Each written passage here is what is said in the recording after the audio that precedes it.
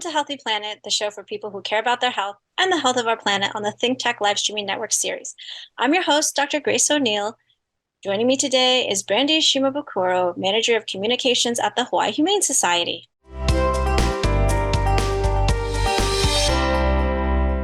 Welcome, Brandy. Thank you for being on the show. Tell us about how you became involved in the Hawaii Humane Society. Thank you so much for having me, Grace. Really love this opportunity to share our mission. I've been with the Hawaiian Humane Society for the past 5 months, which feels like forever in the best way possible because I have been volunteering in animal welfare pretty much my entire adult life. My very first volunteer job ever was with Hawaiian Humane when I was 15 years old. So being able to come back home here in Hawaii and advocate for something that is very near and dear to my heart is deeply rewarding. I feel like I found my tribe here because it's just an organization of people who absolutely love animals. Up until this point, I was the weird girl who liked dogs a little bit too much in all of my past organizations. So definitely feel like I found my people. So tell us about Hawaii Humane Society and how they got started, in Hawaii specifically. I mean, you can talk a little bit about the Humane Society in general, but, and then talk about Hawaii. Sure. So the Hawaiian Humane Society is the only animal welfare organization in the country that was actually started by royalty. It was King David Kalakaua in 1883, along with 350 concerned citizens who teamed up to really advocate and give a voice to the voiceless for women, children, and companion animals. That was the impetus for the Hawaiian Humane Society.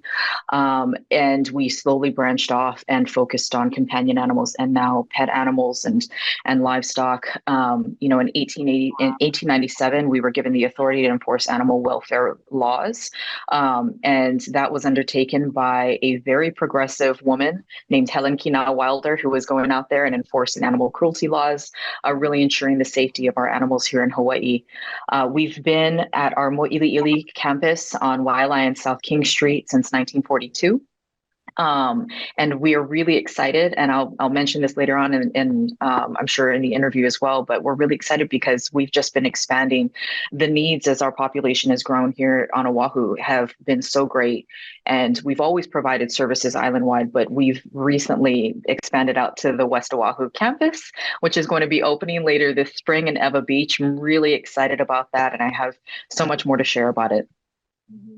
So tell us about it caught my interest about the animal cruelty law enforcement. So what kind of things are against, I mean, I know the cockfighting, but what other things could you report? Would you report it to the police? Do you report it to the Humane Society? If there's an emergency happening in place, you're going to want to call either 911 or Hawaiian Humane Society's dispatch line, which is 808-356-2250. The laws that our field services teams and our field operations teams respond to 24/7 are related to animal cruelty, neglect, abandonment, dog bite situations, abandoned animals on the side of the road, animals that have been hit by a car. So there's a lot of different incidences, and our field services team has such a wealth of information about animal cruelty laws and animal welfare laws. They're able to do transports here to our 24/7 veterinary services team. We have a clinic on site that's not necessarily open to the public, but it is open to animals in need that are brought in by our field services team. We also have partnerships with VERC Hawaii, which is another 24/7 animal welfare emergency clinic as well. So we've got teams working around the clock that are really here to provide that service island-wide. Yeah, I have in the past, I had an injured bird and I brought it to Hawaii Humane Society. I know that they don't necessarily tell you what happens to the animal, so I was kind of sad afterward. But I was glad that the bird was cared for, and I didn't really see another option for the bird. So it's great that there is an organization on the island that's able to care for injured animals. So, Yeah, we're really seeing that. And thankfully, we've embraced this concept. It's basically the tenets and the guidelines that we operate on with Hawaiian Humane. It's called socially conscious sheltering. It's a model and it's a collection of guidelines that really dictate how we bring in the community as our partners to be able to provide for the animals that need us, right? We can't do it alone as an organization. We do have 100 paid staff and 700 actually more than 700 active volunteers that are supporting us in fosters. Think about it.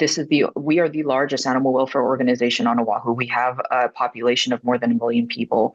There on the mainland, you'll see more support services for per capita for the population. So we try as much as we can to meet that need. But we rely really heavily on our partner organizations, and we are so glad to be working with folks. When you brought it up, there are bird rescue organizations now that are volunteer led that are stepping up to the challenge.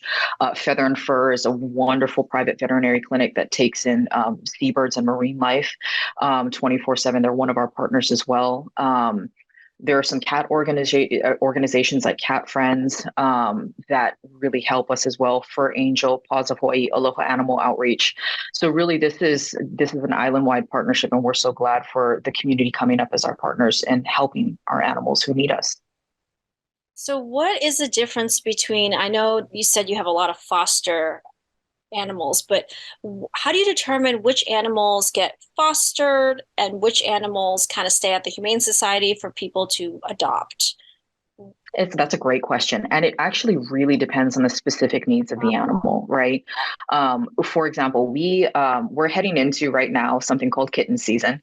It's cats are warm weather breeders, which here in Hawaii really is truly year round, but there is some seasonality to it. So typically around leading up to May and then September, we see a spike in newborn kitten litters that are either being brought into the Hawaiian Humane Society by Good Samaritans, or they're brought in by our field services team. I don't think people realize that newborn animals in general take an enormous amount of care that once upon a time when Hawaiian Humane was a much smaller organization, we did not have the bandwidth to support. But because we have some incredible foster families who come together, they've done the training that we have specifically for them. We actually call them our itty bitty kitty committee because they've been trained on how to bottle feed every 2 or 3 hours. They know how to, I don't think people realize that newborn kittens don't know how to go to the bathroom on their own. Their mom would actually help the mother cat would typically help them to stimulate that. And so you kind of have to fill that role. It's not glamorous by any means, but it is so deeply fulfilling because you are literally hand caring for these tiny little kittens from when they're born to when they're 8 weeks old and able to go out to adoption. So when we look at animals and whether they're candidates for adoption here within Hawaiian Humane or whether they should be going to a foster home, it's really about, do they need additional medical care? Do they need some recuperative care because they've just come out of surgery for something with our veterinary services team? Do they have some behavioral needs where they might need to decompress in a home environment and really thrive there versus being here on campus? The shelter environment, no matter where you're at nationwide, it can be a stressful environment for any animal to be in long term. So our goal is always to find loving homes for the dogs, cats, small animals that come to us, because that's really where they're going to thrive. We have some incredible volunteers and animal care specialists who provide loving care every single day to them. We have enrichment teams that go out and provide them with the mental stimulation. We have dog walkers who help to give them exercise, cat enrichment and small animal enrichment volunteers that help to support them. But ultimately, getting them into homes is ideal.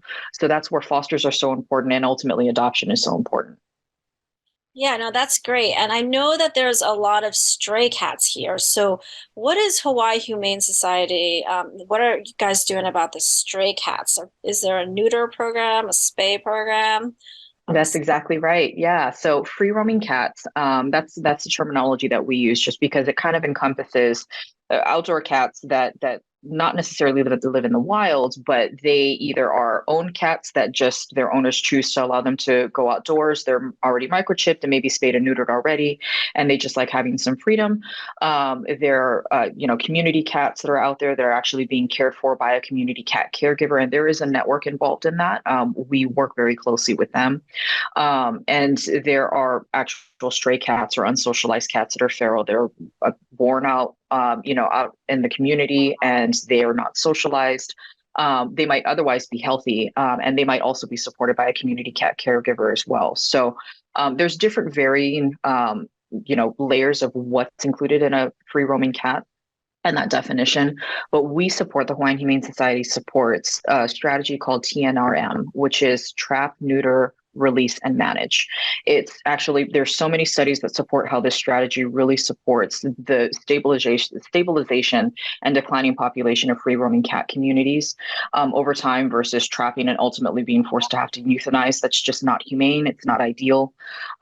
So we work really closely with community cat caregivers to trap the cats. They come into our community, our Ginny 2 community spay neuter center to come in, and they'll get neutered. We actually just recently hit our milestone of performing 25,000 spay and neuters last November. We are well over that mark now because we average about 40 to 50 spay neuter procedures in a given day. 16,000 of those were just on free roaming cats alone. So what we really try to advocate for folks, and this is where the community comes into play, right? Learn more about becoming a community cat caregiver. If you see some community cats and you don't notice that they have an ear notch, that's actually something that is a visual determinant for us on whether that cat has been spayed or neutered. So if you see a stray cat and they've got an ear notch, that means that they have been spayed or neutered. And if they haven't, then that means they should be coming into us to get spayed and neutered. The right ear is for female, left ear is for male, but that's a nice distinction. So we work really closely with our community on that, and we recognize there is a very healthy free roaming cat community out there, and so having the community come in, having our neighbors come in and let us know and engage us is really important. And then you also offer spay and neuter services for people who have a dog or cat, and it's more affordable than it might be at your veterinarian. I'll tell you, it's not cheap to get your dog neutered. It really isn't. It really isn't. My own parents just recently adopted a puppy, and we got them spayed or neutered here with Hawaiian Humane before I was even on board. So the Ginny 2 Community Spay and Neuter Center is an incredible resource, and it's right now on Oahu, it's the only low and reduced cost spay neuter center that serves the community. We are going to be offering that service as well at our Eva Beach location once that opens later this spring. So we'll be able to have that much more coverage, but it's donor sponsored and low cost, high quality, high volume spay neuters. Like I mentioned, our experienced veterinary team with the Ginny 2 Community Spay Neuter Center, they perform about 40 to 50 in a given day. So because it's such a reduced cost, it is very popular. So we do advise folks, have some patience, go online and plan ahead. You can book appointments, I think 3 months in advance right now. So how much is it to spay or neuter your dog or cat, for instance? Those are the most common pets. Yeah, it depends obviously on the breed and species and then the size. So it can range from about $100 to $250. And that will include microchipping if needed. All of the post-operative care, they're going to go home with meds if needed. And just having that resource there, I think, is really critical. And it's very quick. You basically drop off your animal between 7:30 and 8:30 on your appointment day, and then you pick them up at 4:30 to 5:30, and you go on your merry way. Most dogs and cats can recover within about 10 days, just not giving them a bath, keeping them clean, that sort of thing, and limiting their activity. But it's incredible. Yeah, no, that's great. I mean, I'm also wondering, are there any other veterinary services besides the ones that I talked about for animals that are found injured?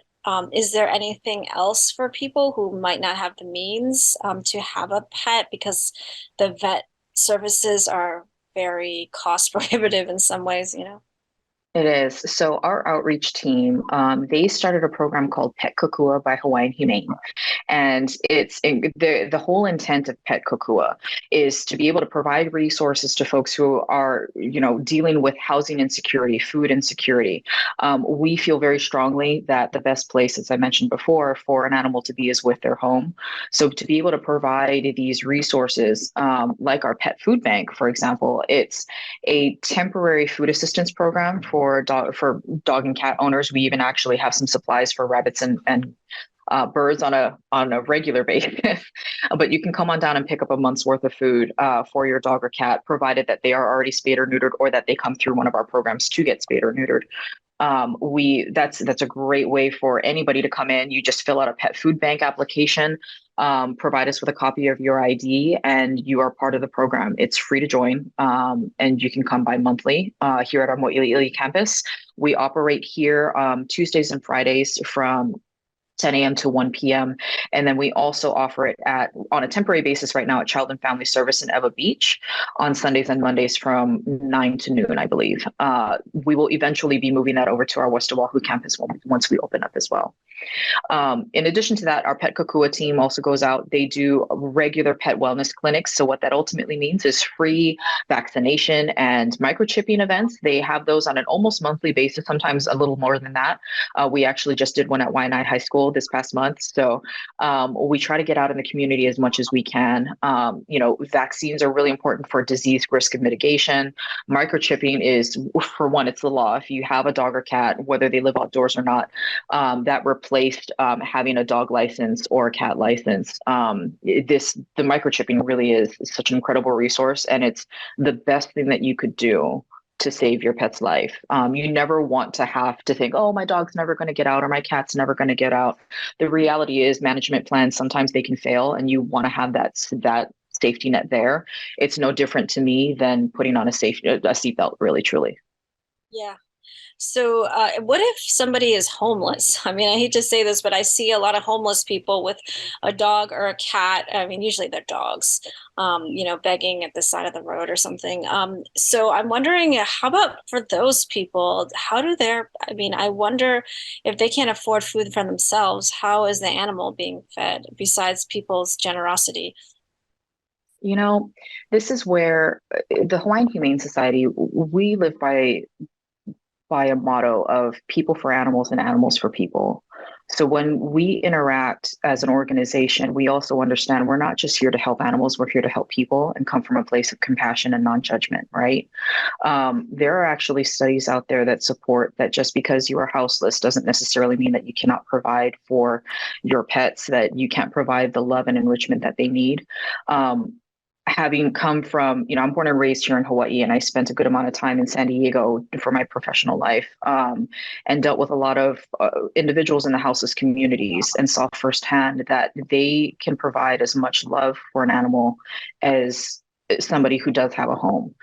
So it's really important to come from a place of non-judgment. That's part of why we offer our Pet Kokua programs that we do have, because being able to provide resources to them. Our Pet Kokua team is also boots on the ground in the community, providing resources to homeless encampments, helping them to get their pets spayed and neutered. Our field services team also partners with them on that. There's so many ways to get involved, and that's why we're also looking for volunteers. If you want to be out there with our teams, please come on down. There's so many ways that you can help to support. So I'm wondering also with the Humane Society, is it always only supported by donations, or is there any government support? Because you guys do so many things. We do. How can you run this organization? I mean, it's just unbelievable if it's just run on donations, because you also do enforcement for animal cruelty. So Correct. So we are very fortunate that the city and county continues to support us, and we do have a contract with them for our field operations contract and services. That does take up a percentage of our budget, but the majority of what we rely on really truly is private donations and support and grants. We have special funds that you can support, like our Maxis Fund and our Reed Crucky Memorial Fund. Those help to support either the medical needs that are going to cover the veterinary costs for animals that desperately need it, who aren't owned and who need that extra help. We have Smudges Fund that does the same thing for cats. Our Reed Crucky Memorial Fund is incredible because it really helps to support the waiver of adoption fees for dogs that have been with us for an extended amount of time. It really incentivizes them getting into loving homes. And then we have some incredible fundraisers and community events throughout the year that also serve as friend raisers and fundraisers for us. So every October we have our pet walk. that helps to raise funds for the Hawaiian Humane Society. We have actually our biggest fundraising gala coming up in a couple of weeks called Tuxes and Tails at the Royal Hawaiian. And we rely on our incredible donors and supporters to help us out and really support the animals that come to us. We see more than 13,000 animals every single year that come into Hawaiian Humane just through our spay neuter program alone, whether it's through field services, whether it's through our pet kokua programs. We also support more than 7,000 adoptions every single year. So if you love animals and want to find a way to, recognize that, we highly encourage and would welcome donations and support. Sure. I'm wondering also about the way the animals come to Hawaii Humane Society. Like if someone is moving and they can't find a home, I'm assuming that's a common way that animals make their way to Hawaii Humane. And then if an animal is lost, what other, or probably you've had some areas where animals neglected and a property is seized, or, the place. I think there was a place like that out on the west side where there were animals. And but what other ways do animals make it to adoption? Yeah, the number one reason why that we're seeing people being forced to have to surrender their pets is because of what we're hearing from them is the lack of affordable pet-friendly housing in Hawaii, the lack of affordable housing, period, in Hawaii, but certainly pet-friendly housing, right? So our advocacy team really tries to work overdrive in trying to support legislation that's going to incentivize property owners, landowners, and more pet-friendly communities here in Hawaii. If you want to get involved in that, I mentioned this before, there's so many ways to get involved with Hawaiian Humane, but advocacy, I think, is something that's really underrated. Not a lot of it kind of flies under the radar, but if you want to dial for dollars with your legislators and let them know that affordable pet-friendly housing should be a priority, access to, pet access to our public park spaces and recreational spaces, whatever that might be, funding for more spay neuter, right? Funding for more support to control our free roaming cat populations. That's when you should be engaging your city council members. You should be engaging your state legislators and really letting them know what you care about and what's a priority for you, because a rising tide floats all boats. And then if somebody's interested in adopting, do they just show up and then check out what's there, or is there an appointment process? There are no appointments. You actually can come down. We are open daily from 11 a.m. to 6 p.m. You can also check out all of our available animals that are looking for homes on our website at hawaiianhumane.org. It's a great way to see in real time. It's updated in real time to see who's available. I will tell you that puppies and exotic tortoises seem to be in high demand. Exotic tortoises? That's random. I know. It's really funny. And the reason why I say that is it's timely. We just had a sulcata tortoise that was about 7 months old, and I don't think people realize when you are thinking of adopting, you really want to think about, are you being realistic in being able to provide the resources, the time, the space for the animal? And time is a big factor because that can differ for dogs, cats, guinea pigs, rabbits, right? That sulcata tortoise could well live to be more than 70 years old. So you're also going to want to think about maybe creating a trust or some type of estate plan for your tortoise. How big do those tortoises get? I mean, I know they're not like giant tortoises. I went to see the giant tortoises in Galapagos, but they are. They can grow to be about 70, 80 pounds. We actually had another sulcata tortoise who was about maybe 30 something years old, who was about 65 pounds. So you're going to need a significant amount of space. They do tend, hilariously, tortoises do tend to get lost pretty often. They tend to wander, and they do like to burrow. So our field services team frequently gets calls about that. So funny.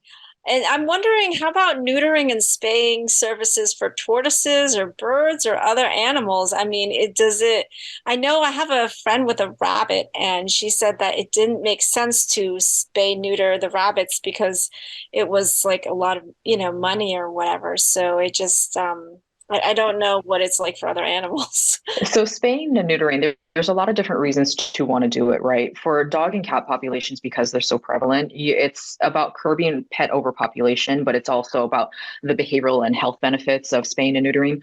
For a tortoise, that's not necessarily a bigger concern because there isn't an overpopulation of tortoises, thank goodness, here in Hawaii. For smaller animals, you'd have to go to a specialty clinic because they are so small. So like there are private veterinary clinics that specialize in that, like feather and fur. It is something that you still want to consider because there are a lot of studies that support how when you spay and neuter your animal, you're significantly decreasing the risk for cancer later down the line. So there are a lot of reasons why you would want to do that for rabbits or guinea pigs. And how much does it cost to adopt a dog or a cat at Hawaii Humane Society? Well, that's why it's so fun because right now we actually have our extended Easter adoption special. We run adoption specials throughout the year based off of our population. It's really to incentivize our pets going into incredible homes, right? So right now, we've extended our Easter adoption special. It's actually free to adopt an adult dog 7 months of age and older. I've got my tie in here right now with me. He's an adoptable dog who's sitting up on this chair, being adorable. I don't know. Can I actually show what he looks like right now? I don't know if that's gonna mess it up a little bit, but he's sitting on that Cute. chair You'll find a home. being absolutely adorable. So my Thai is actually available for adoption, and dogs like him are have completely waived adoption fees right now. So adoption fees can really differ depending on the breed, species, and size and age, right? So dogs and cats are going to be a little bit different from exotic sulcata tortoises, from birds. We have all of those details up on HawaiianHumane.org. And for these pets that don't, the younger pets, I'm assuming they cost more because of the spay neuter fee and the microchipping and all that. Correct. Yeah, and then if you get an older pet, they pretty much all are spayed, neutered, and microchipped. Is that correct as well? Yep. Every dog, cat, and rabbit that's adopted through Hawaiian Humane is actually spayed and neutered and microchipped before they leave us. Mhm. That's wonderful. So talk a little bit about what other volunteer opportunities you talk about the fostering. I mean, the kitten thing sounds awesome. I just don't know if I want to stay up every 3 hours to be, but I know I had some patients that came into the emergency room and they had these baby kittens at home. They're like, we got to get home. We have to bottle feed our kittens. It's true. It is a lot of work, but like I said, it's so deeply fulfilling and rewarding because you're literally have a physical, tangible benefit, right? You're making a tangible impact on these animals' lives. But there's so many ways to get involved and volunteer. Like I mentioned earlier, we have more than 700 active volunteers that support this organization. And it's really dependent. The opportunities are there based off of what your expertise is, what your interests are, and then what your physical abilities are. So you can help to support our adoption representatives. You can be a dog walker. We have some really fun cat and small animal enrichment teams who come out. And really, that's a really fun way to say you get to play with cats and bunnies and guinea pigs and volunteer doing that. We have some incredible people who support our veterinary clinic. Our development team is always looking for event support when we come out to pet walk. We also have our laundry teams, our facility teams who really help to make sure that our campus is, being really clean and we're upholding the highest standards. We have volunteers that support our dispatch teams who also support field operations. And like I mentioned, our foster care teams. The Itty Bitty Kitty Committee is just one of the incredible programs through foster care. We also recently launched our Couch Crashers short-term foster program where you can foster adult dogs for anywhere from 72 hours to up to 2 weeks or longer if you really want to.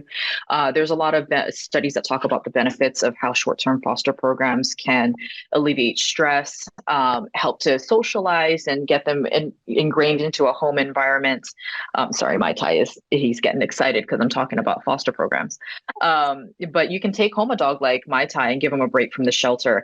And it also helps to alleviate our space constraints so we can take in more dogs that need us.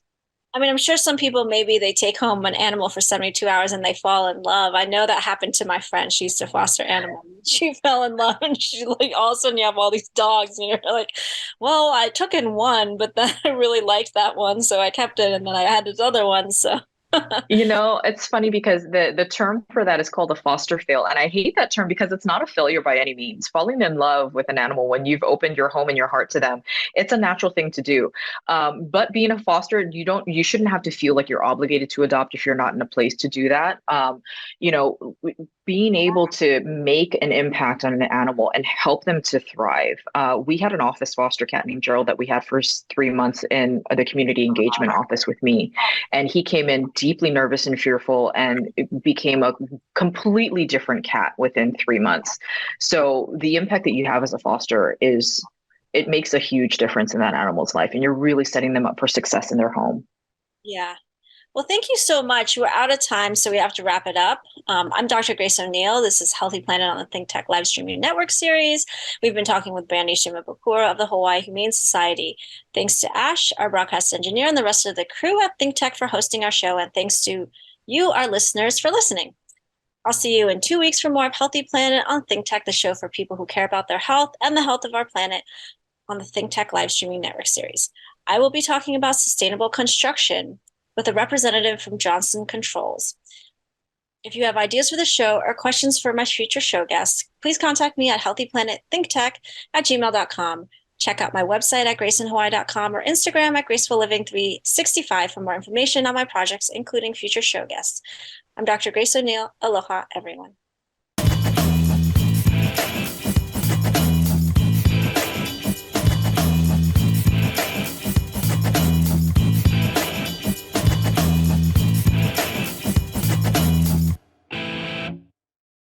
Thank you so much for watching ThinkTech Hawaii.